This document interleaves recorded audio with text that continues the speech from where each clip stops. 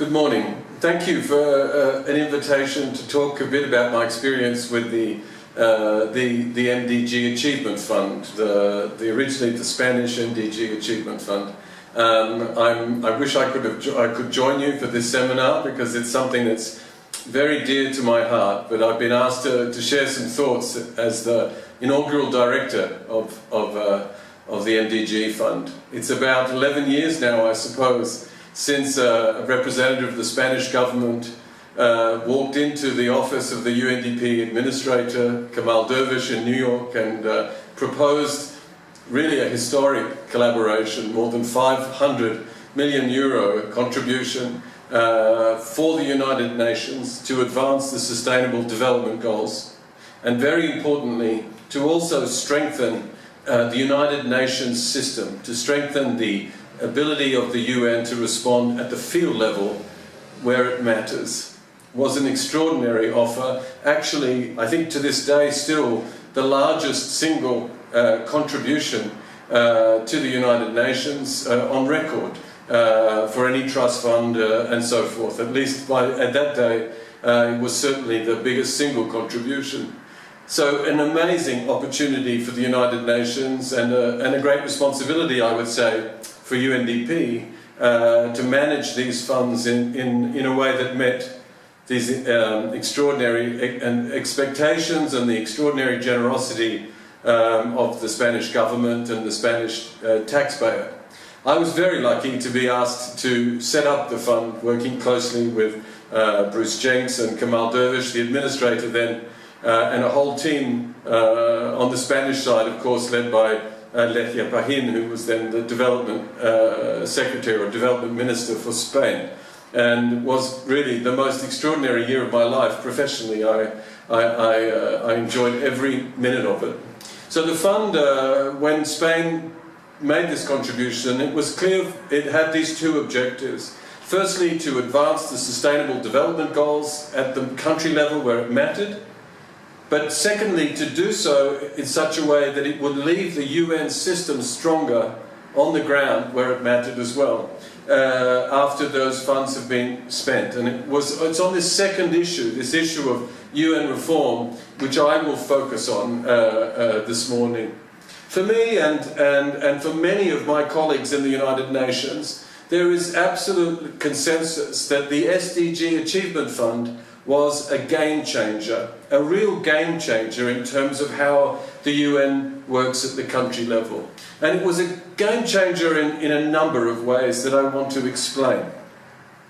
First, it was a game changer because it made such a strong statement that we're not going to solve these tough MDG issues if we don't approach them from a multi-sectoral angle.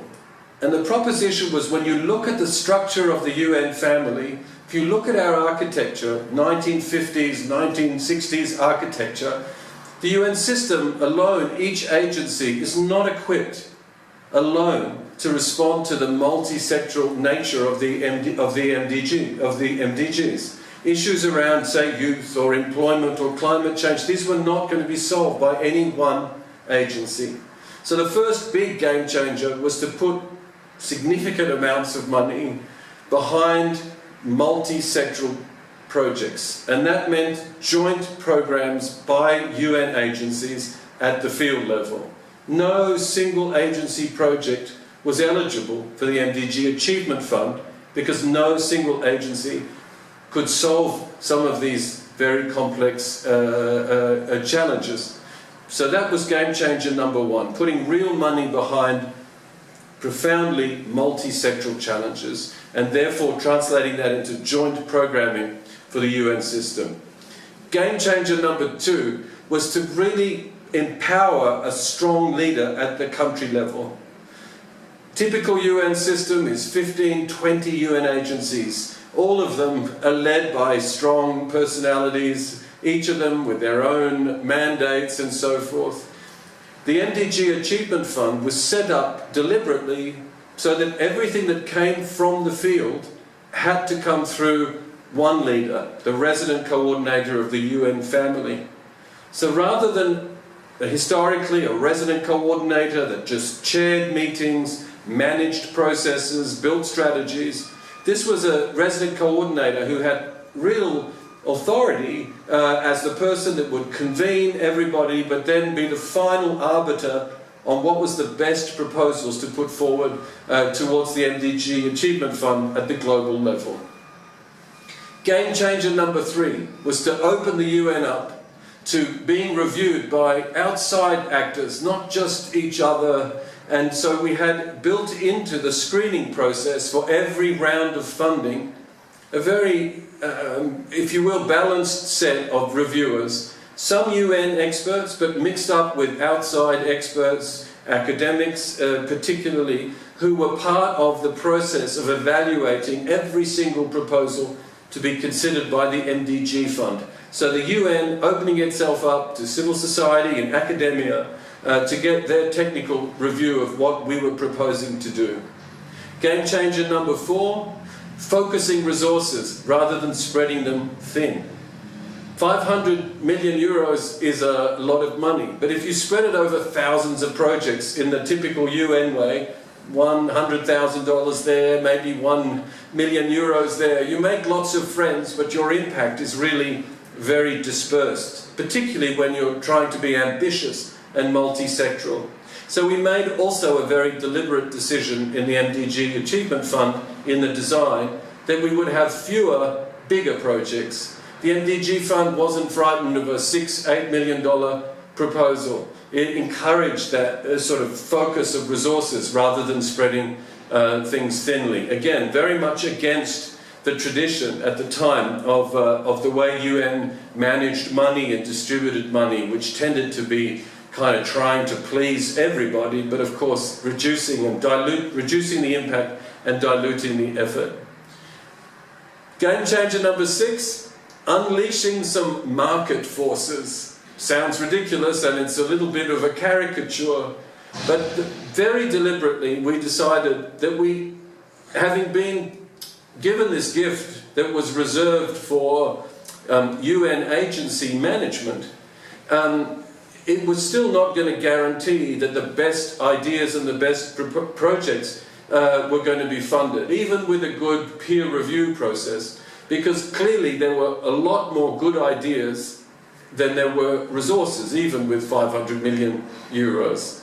So we created a competition, if you will, a managed, closed competition amongst UN country teams. As you know, probably, we opened windows on thematic issues, on gender, on youth, on employment. And then we opened up the competition for UN country teams to put their best ideas forward. There was many more ideas than there could be funds. And again, rather than spreading the resources thinly, trying to please everyone, we kept ourselves, we picked only the very best of those proposals. That put pressure on UN agencies to really perform. There was no promised money for Argentina or for Palestine. They knew that they were competing, if you will, against other country teams around the world. And if they felt strongly about their issue, then they had to make sure that they put the very best ideas forward and the very best quality. And this idea of a sort of competition has now been replicated by the Peace Building Fund, for example, but many other funds now have introduced this sort of competitive element to the way they fund manage in the UN in order to improve the quality of proposals. And to be honest, we took some of those ideas from the Global Fund as well, and a number of other good trust fund best practices that were there even before the MDG Achievement Fund. Game changer, I think number 6, is small, detailed, but part of that competition was to really use the technology.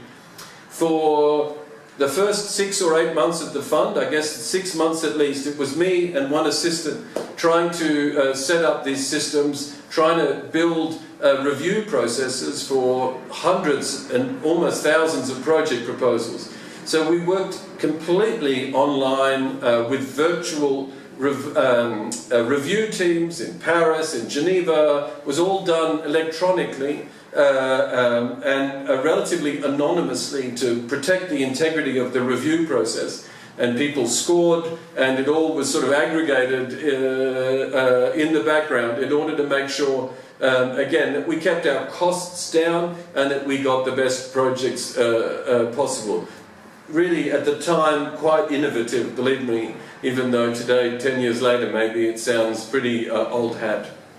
And finally, game changer number 7, and the one that's so precious to me, is this idea that the Spanish government really invested in multilateralism.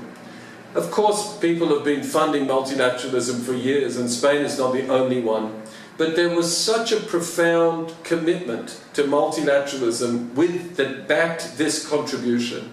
It was about the UN, it was about getting the UN positioned to advance the Sustainable Development Goals.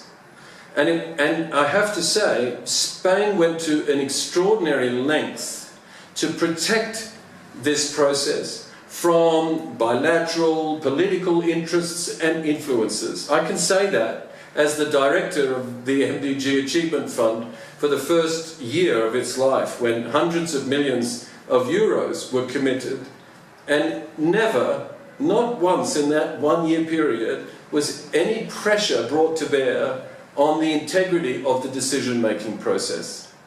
And that, I think, is an extraordinary statement about a commitment by government to multilateralism, to protecting the neutrality of, or the integrity of a multilateral-led process. And aren't too many donors who set that kind of a benchmark. For me, that was perhaps the most powerful takeaway, in a way, of the commitment of the Spanish government to the United Nations at that time.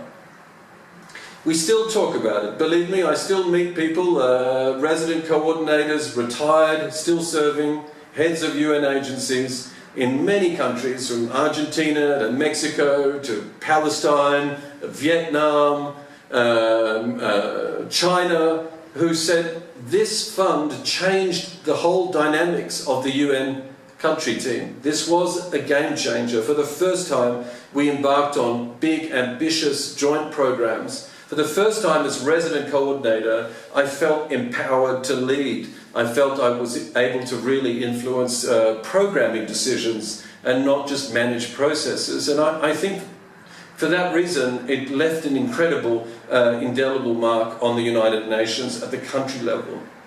And let me say that in many ways, today we are continuing the work that the MDG Fund started. Because if any of you have read the ambitious reform agenda of our current Portuguese Secretary General from next door, the Secretary General has really laid a very ambitious blueprint for strengthening further still the UN country team at the country level. Building more joint programming, empowering resident coordinators to lead, strengthening results reporting, improving the quality, the policy level work of the UN system at the country level, forcing us to come together around complex, big, generational challenges that are much bigger than our individual agency mandates. All of these things sound very familiar to a former MDG Fund employee, because this was the vision even 11 years ago. And one of the crucial issues today that we know will slow the Secretary General's vision for UN, a more effective UN at the country level, is the way the UN is financed. We know the structure of the financing of the UN system is going to make or break whether we make it into over the next 100 years being more relevant, more effective. And that is because the way we are funded can either create incentives for the family to work together, it can create incentives for the issues to be brought together jointly, it can create incentives for managers and leaders to lead and manage and make difficult decisions and avoid reducing everything to the lowest common denominator. Or the funding can create terrible disincentives to do quite the opposite. Famously, funding has fragmented the UN system, pulled everyone in different directions, diluted our effect by trying to make everybody happy with less and less money, protected people's fiefdoms and kept their resources and their donor relationships in their own sort of bilateral pockets because they're protecting their funding. The MDG Achievement Fund challenged all of that. It showed us the way to go. It showed us how we need to work more effectively. It showed us how the structure of financing could fundamentally motivate the UN to be much greater than its individual parts and much closer to the expectations of its clients.